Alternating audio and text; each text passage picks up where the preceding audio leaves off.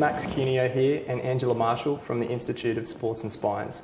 We're just going to be talking today about Angela's profession and my profession, and we're just going to be firing off some questions about what's involved in what we do here. So Angela, tell me a bit about how long you've been involved with acupuncture. For around about 10 years, Max, I've been developing and learning and finding and following my passion with acupuncture. Acupuncture is a 4-year degree, so you study health science, and from there it's just the beginning of your learning journey. So why did you get involved in acupuncture? I've always been really interested in natural therapies. I love the way that the body can heal itself, and I found that acupuncture just drew to me as a calling, really. I love the way and the philosophy behind acupuncture, that your whole body system is an energy, and it's just that's moving through it all the time, and the body's a beautiful ability to heal itself naturally and quite well with just a little bit of instruction. Nice. So Angela, could you tell me a bit about what happens during a typical acupuncture consultation? Certainly. So a person is presenting because they have a health condition or they're wanting to seek support through an acupuncturist. So in my type of modality, which is traditional Chinese medicine with a little bit of Japanese infusion, we look at the biomechanics of the body. So I will talk to you and ask what's going on, and there are a couple of areas that we really do touch on is your sleep, digestion, and your emotions. But we also then focus on what's happening in the body, where there is disharmony, but also where you're physically experiencing something. So there's question time, then there's actual physical palpation and touch. I will take your pulse and sometimes look at your tongue.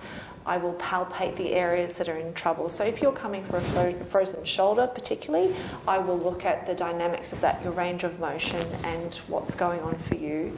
And then we will then do the needling. And with my type of acupuncture, I really focus on trying to calm the nervous system down, but also the patient not experiencing any pain or discomfort. So being involved with acupuncture, what's your take on the religious and spiritual side to treatment? What are your thoughts on that? I think that there are people that practice that type of acupuncture here in this clinic. I tend to look at the person as a whole body, their mind, body and spirit. There's a bit of confusion about being religious or a New Age spiritualist person thinking that we're invoking spirits or we're using different types of energies. What we're actually doing is using empirical evidence that the Chinese knew over 5,000 years ago, that this is how the body works. It's not stemmed in a religious belief of how qi works and how the body responds to that. What we're actually looking at is that there's scientific evidence for how acupuncture works, and it's just understanding that and using those mechanisms to make the body respond. So my personal beliefs don't actually come into the treatments, or if you are yourself spiritual, it's actually stemmed on empirical evidence of how the Chinese understood the body and bringing it into the modern world. So, and is acupuncture painful? It shouldn't be.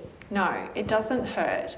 What you can experience is what we call a qi sensation, which is your body responding that. We know that your skin has the largest receptors, so you will feel some type of sensation, but it should never be painful or uncomfortable. Sometimes you know how you get that tick in your eye that you can't control? We actually sometimes can manipulate your body that response can happen in your muscles, but it's never painful, shouldn't be painful, should